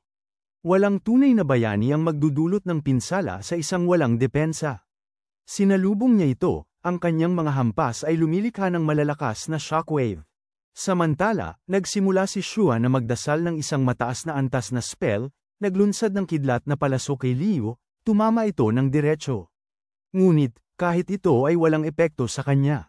Nakangiting madilim, tinukso ni Leo ang mga ito, sinabing ang kanyang mga piniling bayani ay sa wakas seryoso na, at hinamon silang lumaban sa kanya na may layuning pumatay. Tumugon sa hamon, inihanda ni Edward ang sarili, nagpapasalamat sa lahat ng itinuro ni Leo sa kanya tungkol sa paggalang sa lakas at kahinaan ng iba. Idineklara si Leo na isang tunay na kaibigan, nangako si Edward na hihinto sa kanya anuman ang mangyari, pinakawalan ang kanyang dugong dragon. Naging ibang-iba ang katawan ni Edward, matitigas na kaliskis ang tumakip sa kanya habang lumalabas ang mga pakpak. Lumago mula sa kanyang likuran. Na-realize ni Akaida na seryoso na siya. Sa matinding determinasyon, humarurot si Edward kay Leo, nangangakong ibabalik siya mula sa kadiliman. Pumukpok siya ng makapangyarihang suntok, sinundan ng isang atake ng apoy na madaling iniiwasan ni Leo. Nang tumalon si Edward para sa isa pang atake, nahawakan ni Leo ang kanyang espada nang walang gamit na kamay, gamit ang isang spell ng yelo upang i-freeze ang parehong talam at ang katawan ni Edward. Nakangiti si Edward nang may paghamak, sinasabi na kailangan pa ng higit pa kaysa doon para mapabagsak siya. Pero sinagot ito ni Leo ng isang makapangyarihang spell ng apoy, at ang biglaang pagbabago ng temperatura ay nagpahina. Mga timangan ni Edward, sa isang huling, mabagsik na salpok, itinulak ni Leo siya papunta sa isang malapit na bato. Habang nagagalit sa katatagan ni Leo, nagpasya sina Akaida at Shua na magsanib puwersa. Unang umatake si Akaida gamit ang kanyang espada, nagbigay ng pagkakataon kay Shua na matrap si Leo sa isang batong bilangguan, at pagkatapos ay sinundan ito ng isang makapangyarihang spell ng apoy. Gayunpaman, nang lump-clear ang usok, si Leo ay nakatayo na walang sugat. Yukwentong bumagsak ang puso ni Akaida, na naisip na baka sila ay natalo, natigil sa lugar habang umuusad si Leo. Bigla siyang naligtas nang pumasok si Ginang. Nagpapatupad ng nakamamatay na teknik. Bahagyang nakaiwas si Leo, nagkaroon lamang ng maliit na sugat. Kasama si Ginang, ang bihasang mamamatay tao sa kanyang tabi, nagkaroon muli ng kumpiyansa si Akaida. Sinabi niyang suportahan siya ni Ginang, at sabay silang umatake. Pinanatili ni Akita na nakatutok si Leo sa kanya habang si Ginang ay umatake mula sa likuran. Pero madali lang na nawasak ni Leo ang parehong atake. Sa pagka-frustrate, tinanong ni Ginang kung ano talaga ang nais ni Leo. Maliwanag na sagot ni Leo na gusto niyang may sapat na lakas para patayin siya, habang sinisikap niyang iligtas ang mundo. Nagtawanan si Ginang, tinawag na isang kasinungalingan ang kanyang sagot. Dinadala ang labanan sa himpapawid. Tinukso ni Ginang si Leo na nagsasabi na kung talagang nais niya ng kamatayan, hindi siya sasali sa hukbo ng demonyo at itinuro sa kanila ang tungkol sa bisa at pagtutulungan. Ang sinumang nakatuon sa pagkawasak ay hindi mag-aalala tungkol sa hinaharap. Habang nagtutunggali sila sa kalangitan, lumikha si MS ng mga aninong kopya upang iliga si Leo, sumisigaw na hindi niya nais na wasakin ang mundo o ang sangkatauhan. Wasak ni Leo ang bawat kopya isa-isa hanggang nang subukan ni Mims ang isang nakatagong atake, siya ay na-paralyze sa isang haplos mula kay Leo at bumagsak sa lupa. Nagtawanan si Leo ng madilim, nagpapahayag na 3 bayani ang nahulog na, at nangako siyang jijibain ang mundo upang muli niya itong iligtas. Nang mga sandaling yon, si Lily, na nag-transform sa kanyang puting lobo na anyo, ay sumugod kay Leo. Hinaranggan niya ito sa isang braso, na nagsasabing handa na siyang lumaban. Umiiyak si Lily at sinabing ayaw niyang makipaglaban sa kanya. Gusto niyang tulungan siya, nakita ang kanyang tapat na lungkot na yumantig sa puso ni Leo, ngunit mabilis siyang pinatulog ni Leo, iniiwan siyang walang malay. Nang makita siyang bumagsak, napagtanto ni Akida na si Leo ay isang halimaw na may lakas na lampas sa pinagsamang kapangyarihan ng sangkatauhan at demonyo. Natakot siyang papatayin siya at, mga kaibigan niya muna, pagkatapos ay alisin ang mga tao, at sa wakas ang mga demonyo. Alam niyang hindi na siya pwedeng mag-atubili, nagpa siya si Akida na gamitin ang kanyang pinakamakapangyarihang sumpa. Telepathic niyang hiningi kay Shua na pigilan si Leo sa loob ng 40 segundo, kahit na nagduda siyang kaya niyang tumagal ng ganoon kasama siya. Sa kabila ng kanyang mga pag-aalinlangan, ngumiti si Shua, tinanggap ang gawain. Nagpasalamat si Akita sa kanya, nangako ng pinakapinong-alak kung sila ay makakaligtas, at pagkatapos ay nagsimulang ipunin ang kanyang magic para sa huling sumpa. Habang siya ay naghahanda, naalala ni Akida ang isang sumpang itinuro sa kanya ng kanyang ama, ang dating hari ng mga demonyo. Bago ipasa ang kanyang titulo, noong una, itinakwil niya ito bilang isang sinaunang relikya, isang spell mula sa panahon ng mga taong yungib, pero iginiit ng kanyang ama na ito ay isang mahalagang pamana, na dinisenyo ng isa sa mga pinakamagaling na demonyo na sorcerer. Ang spell na ito ay partikular na inilaan upang talunin ang tila di matatalo na bayani, bagaman hindi pa ito nagamit at ang pagiging epektibo nito ay nanatiling hindi nasusubukan. Samantala, nakasalubong ni Shua si Leo, sinubukan siyang itapat sa kanya ng spell para sa spell. Madali namang tinugunan ni Leo ang bawat atake niya, ginaya ang kanyang mga galaw. Sa pagkainis, nagalit si Shua, inaakusahan siya na hindi talaga gustong patayin sila. Hindi niya natapos si Edward nang may pagkakataon siya, at nag-atubiling tumanggap ng tulong mula kay Lily. Nagpadala siya ng mga talam ng hangin patungo sa kanya, pero tinanggihan ni Leo ang bawat isa, pinapayakap ang puwang sa pagitan nila. Sumigaw si Shua na ayaw niyang wasakin ang mundo, kundi ang kanyang sarili, natatakot sa hinaharap na hindi siya kailangan. Naghagis siya ng isang bola ng apoy sa kanya, at tumugon si Leo sa isang kaparehong spell, na nagresulta sa isang malaking pagsabog na nagliwanag sa buong lugar. Nang lumino ang usok, halos nandyan na si Leo sa kanya. Nagsalita si Shua na ang lahat ng talagang gusto niya ay mamatay. Iniwan ang mga demonyo bilang mga bayani na nagligtas sa mundo mula sa kanya. Si Shua, galit na galit, tinawag si Leo na tanga. Pinagtawanan siya dahil sa pag-iisip ng ganitong mahinang plano matapos ang 3,000 taon ng buhay. Binaliwala ni Leo ang kanyang mga salita, nagbigay ng suntok na nagpadala sa kanya sa hangin. Nakatakdang tapusin siya gamit ang isang pagsabog ng apoy mula sa impyerno nang biglang sumabog ang isang haligi ng liwanag mula sa likod niya. Nang lumingon, nakita niya si Akida, natapos na ang kanyang pinakamatinding spell. Ito ang spell na itinuro ng kanyang ama sa kanya, isa na sumisira sa lahat ng kanyang mana upang hindi makagamit ng kapangyarihan ang isang bayani sa loob ng maikling panahon. Kilala ito bilang Hero Binding Spell, Anti-Leo. Nagpapaputok si Akida, ang spell papunta kay Leo na desperadong tapusin ang labanang ito. Sa kanyang gulat, hindi umiwas si Leo. Sa halip, tumingin siya sa kanya na may malungkot na ngiti, umuusal ng tahimik na pasasalamat bago siya tinamaan ng spell. Nang umabot ang spell, bigla siyang naswept sa isang alon ng mga alaala. Naalala niya ang kanyang pinagmulan bilang isang bio-weapon, na nilikha na may isang layunin, protektahan ang sangkatauhan mula sa kasamaan. Ang layuning ito ay nakaugat sa kanya, paulit-ulit na tumutunog sa kanyang isipan. Sa una, si Leo ay tanging isinusulong ang layunin, masayang nakikipaglaban sa mga demonyong mananakop. At naramdaman ang kasiyahan sa kanyang papel. Nakipaglaban siya kasama ang mga kaibigan, nagdala ng kapayapaan at nagdiwang kasama ang mga karaniwang tao. Pero habang lumalago ang kapayapaan sa mundo, napagtanto niya na hindi na kailangan ng isang bayani. Nagsimula siyang makaramdam ng kawalan ng direksyon. Nang sumiklab ang mga digmaan sa pagitan ng mga tao, tumalon si Leo at nagbigay buhay muli sa kanya. Nakipaglaban siya sa sunod-sunod na labanan, kalaunan ay nakipagtulungan sa mga demonyo sa mga maikling alyansa. Pero ang kapayapaan ay hindi nagtagal. Nagpatuloy si Leo sa pakikipaglaban, ang kanyang sobrang nakakaangkop na kakayahan ay naging dahilan upang siya'y maging mas malakas sa bawat laban. Sa kalaunan, naging napakalakas siya na walang makakatapat sa kanya. Siya ay may maging eksaktong kung ano ang nilayo ng kanyang mga tagalikha, isang immortal at di mapipigilang sandata. Ngunit habang bumabalik ang kapayapaan, nakaramdam si Leo ng higit na kawalang buhay kaysa dati. Nais niyang ang mundo ay mapanganib, upang mahanap niya ang kanyang kahulugan. Sa pagkadesperado, nagdasal pa siya para bumalik ang panganib. Alam niyang nakakaapekto ito sa kanyang katinoan, nag-isip siya ng madilim na plano. Siya ang lulunad sa mundo sa kaguluhan, para bigyan ito ng bagay na dapat iligtas. Pumunta si Leo sa isang nalimutang guho, na lumabas na ito ang mismong laboratory na kung saan siya nilikha.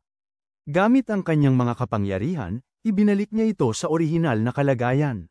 At sinimulan niyang muling likhain ang 12 artipisyal na bayani, mga ahente ng pagwasak na balak niyang ipanabog sa sangkatauhan. Ang mga kopyang ito ay hindi makakagawa ng batong pilosopo na nakabaon sa kanyang sariling puso, ngunit sila ay pareho. Inutusan ni Leo ang mga ito na wasakin ang sangkatauhan, na binibigyan ng kanyang sarili ng pagkakataong maging bayani sa huling pagkakataon. Pero isang araw, habang inaayos niya ang kanyang baluktot na plano, dumating ang isang sundalo na may balita. Nagsimula na ang pagsalakay ng mga demonyo. Sinabi ni Leo sa sundalo na siya na ang bahala dito. Sa sandaling yun, naisip niya ang horrifying ng kanyang pinaplano. Mabilis na bumalik sa kanyang laboratorio, natagpuan niya ang kanyang mga clone na malapit ng maging ganap, handang pakawalan. Sa takot, sinira niya ang pasilidad, natatakot sa mga halimaw na halos nilikha niya. Naisip niya na hindi na siya isang bayani, kundi ang mismong bagay na dinisenyo upang labanan. Isang demonyo sa espiritu, ang walang katapusang mensahe ng iligtas ang sangkatauhan ay umuulit sa kanyang isipan. At sa wakas, kinilala ni Leo na ang kasamaan na kailangan niyang protektahan ang mundo mula sa pagkakataong ito ay siya mismo. Naghanda siya ng plano upang wakasan ang kanyang sariling kwento. Kaagad pagkatapos, umalis siya upang harapin si Akita at ang kanyang hukbo. Alam na, kahit anong mangyari, ang kanyang oras bilang isang bayani ay magtapos. Ngunit hindi pa rin natagpuan ni Leo ang sinumang sapat ang lakas upang wakasan ang kanyang buhay, at nangangahulugan iyon na hindi siya makakapagpahinga. Kailangan pa rin niya ng isang karapat-dapat na magmamana ng batong pilosopo pag wala na siya. Isang araw, nakita niya ang reyna ng demonyo, si Akaida, na inuutusan ang kanyang mga tropa na huwag saktan ang mga tao nang walang kadahilanan. Sinasabi niyang hindi sila naroroon upang makipagdigma, kundi upang magdala ng pagbabago, na nag-iwan kay Leo na naguluhan. Nagsalita siya, nahuli niya ang isang sundalong demonyo at tinanong ito tungkol kay Akita. Sinabi ng sundalo na hindi karaniwan si Akaida, sumasalakay sa kaharian ng tao hindi dahil sa puot, ngunit upang mapabuti ang mundong demonyo. Patuloy na nangangalap ng impormasyon si Leo, kahit na nahuli pa ng higit pang mga demonyo, na, bagaman itinuturing na hindi pangkaraniwan ang mga pamamaraan ni Akaida, labis siyang iginagalang. Nakipaglaban siya sa kanilang tabi sa mga harapang linya at pinahalagahan ang bawat miyembro ng kanyang hukbo. Kahit ang mga madalas na hindi napapansin, nagbigay ng interes. Ginamit ni Leo ang kanyang mahika upang magmasid kay Akita, naramdaman niyang siya ang posibleng kahalili na kanyang hinahanap, isang tao na maaaring magdala ng kapayapaan sa pagitan ng mga tao at demonyo. Nagpasya siyang makipagkita sa kanya, ngunit una niyang gustong subukan siya at ang kanyang mga general. Nagsimula si Leo sa kanyang huling paglalakbay bilang isang bayani, nakikipaglaban sa bawat isa sa mga general upang maunawaan ang kanilang mga kakayahan at karakter, sa huli ay umabot sa kastilyo ni Akaida. Natalo niya ang bawat hadlang sa kanyang daan, sa wakas ay nakaharap si Akaida. Matapos ang kanilang laban, nagpasya siyang sasama sa kanya, tinitingnan siya ng malapitan upang malaman kung siya nga ang maaaring magdala ng pangmatagalang kapayapaan. At ngayon ang desisyong yun ay nagdala sa kanya dito, sa mismong sandaling ito, habang ang huling spells ni Akaida ay bumangga sa kanya, tinatanggal ang kanyang mga kapangyarihan. Umiyak si Leo habang ang spell ay humawak, pinitik ang kanyang lakas. Si Akaida ay nahirapan sa napakalaking bigat ng pagpigil sa isang kalaban na mas malakas kaysa sa kanya, nanginginig ang kanyang katawan habang siya ay lumalaban upang hawakan siya, ubos na siya. Ngunit tumanggi siyang umatras, kahit na ang mga luha ng dugo ay dumadaloy sa kanyang mukha. Ramdam ni Leo na nagiging mabagal ang kanyang katawan, ang dati niyang kahanga-hangang kakayahan ay naging wala na. Siya ay kasing hina ng kanyang simula, at sa kauna-unahang pagkakataon sa mahabang panahon, Siya ay ngumiti, iniisip na ang kamatayan ay sa wakas lumalapit na. Tumingin siya kay Akaida, na nagbibigay ng lahat ng mayroon siya. Nakita niya ang tiwala sa kanyang mga mata, ang pananampalataya na matapos siya ng kanyang mga kaibigan. Si Akaida din, ay nahagip ng bigat ng kanyang pangalan, na napagtanto niyang tumutugma sa isa sa mahika ng bayani, isang pangalang umiiral na sa loob ng daang taon. Hindi niya akalaing may sinumang tao ang makakapaghanap ng ganoong katagal, pero sa wakas ay naintindihan niya na si Leo ay nabubuhay na sa loob ng 3,000 taon. Naawa siya sa kanya, isang bayani na walang pamilya, kaibigan, o lugar na mapaglulunan, habang nagtagpo ang kanilang mga mata. Aminado si Leo na ang pinakamimithi niyang kahilingan ay may makakita sa kanya hindi lamang bilang isang bayani, kundi bilang isang tao. Kahit ngayon, ayaw niyang mamatay. Nanais siya ng isang tao na iligtas siya mula sa kanyang nag-iisang kapalaran. Siya ay nagpasalamat. Pinili niya si Akaida at ang kanyang mga general. Bilang kanyang huling kasama, umaasa na magdadala sila ng kapayapaan pagkatapos siya ay mawala. Pinahalagahan niya ang oras na kanyang ginugol kasama nila. Umaasang mas madami pa ang may enjoy nito. Ngunit alam na kailangan ng matapos ang kanyang paglalakbay. Sa sandaling ito, ang 4 na general ay nakabawi at nagtipon sa paligid niya. Ibinigay ni Akaida ang utos na igalang ang huling hiling ni Leo at bigyan siya ng kamatayan na nararapat sa isang bayani. Unang tumama si Edward, hiniwa ang dibdib ni Leo, sinundan ni Ginang. Knives na tumusok sa kanyang katawan. Kinagat ni Lily ang kanyang mga sugat, at naglabas si Shua ng makapangyarihang kulang na kidlat.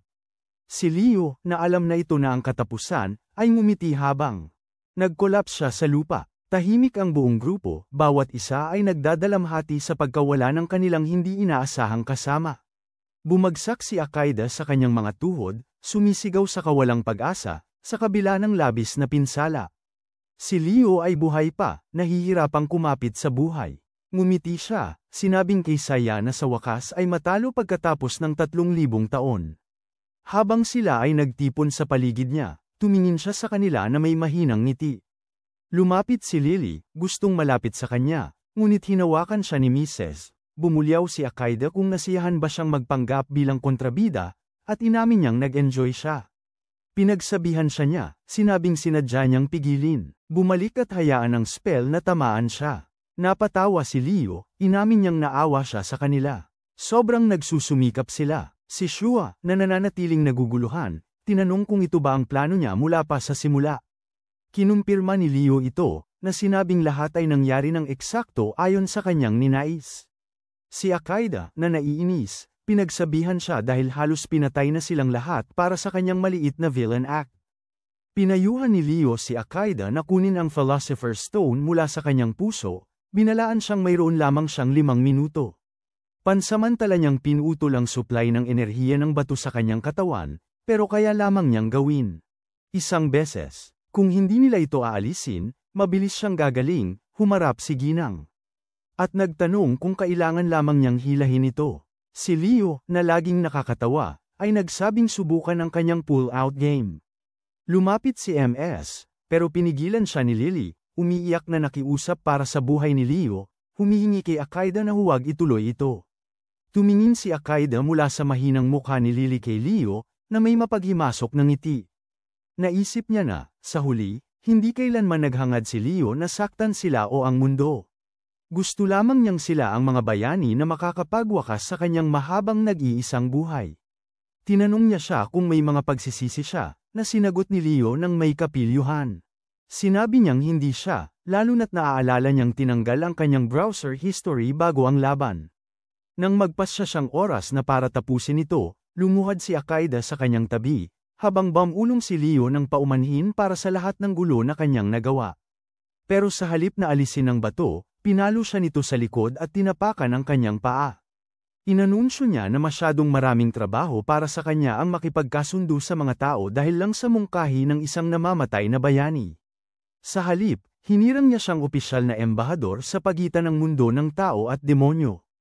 Nalanghap ng takot ang mukha ni Leo habang tumatakbo ang mga segundo. Nakikiusap siya kay Edward na alisin ang bato, pero tumawa lang si Edward, sang-ayon kay Akaida. Idinagdag niya na nagustuhan ng kanyang anak na si Juliet si Leo, at gusto niyang manatili ito para sa kanya. Sumama si Lily, pinigil siya at pinagsabihan, nagtatanong kung bakit niya sinubukang gawin ang lahat mag-isa. Pinaalalahanan siya na nakapag-usap sila tungkol sa kanyang mga problema, kaya bakit hindi niya magawa ang pareho.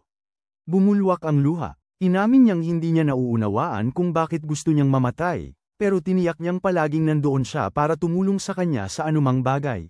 Si Tamis ang sumunod, sinipa si Leo at pinaalalahanan siya ang nagturo sa kanya ng sining ng komunikasyon. Itinuro niya na ang wika ng katawan ni Leo ay malinaw na nagpapahiwatig na gusto niyang mabuhay. Pinagsabihan niya si Leo na hindi tanggihan ang kanyang pagnanais na manatili at nagsimula siyang sip-in ulit para sa dagdag na sukat. Sa kawalang pag-asa, humingi si Leo ng tulong kay Shua. Habang 2 minuto na lang ang natitira, itinutok ni Shua ang kanyang tungkod sa kanya, humihingi ng dahilan kung bakit gusto niyang mamatay.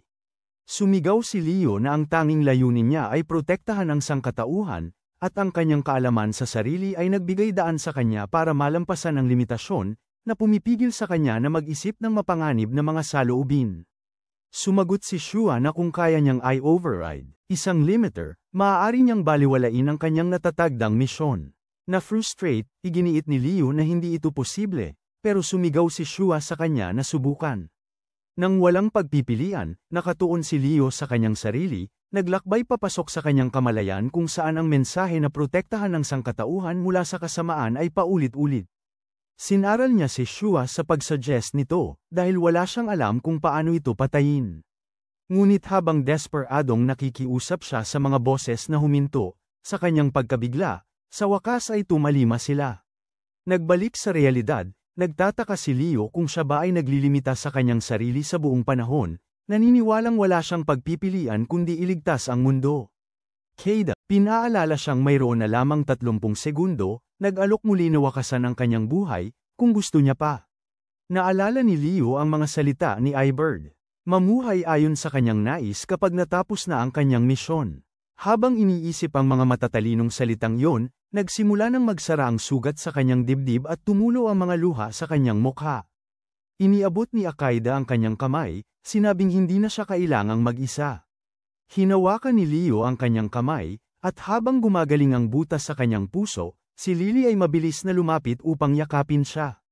Hindi nagtagal, natagpuan ni Leo ang kanyang sarili, nakapagsasagawa ng buhay sa kastilyo ng reyna ng mga demonyo, tinutupad ang kanyang mga pang-araw-araw na responsibilidad. Tiningnan niya ang mga teritoryong pinangangasiwaan ng kanyang mga kaibigan bago bumalik sa silid ng trono, kung saan nakita niyang lahat ay natutulog matapos ang isang gabi ng pagdiriwang.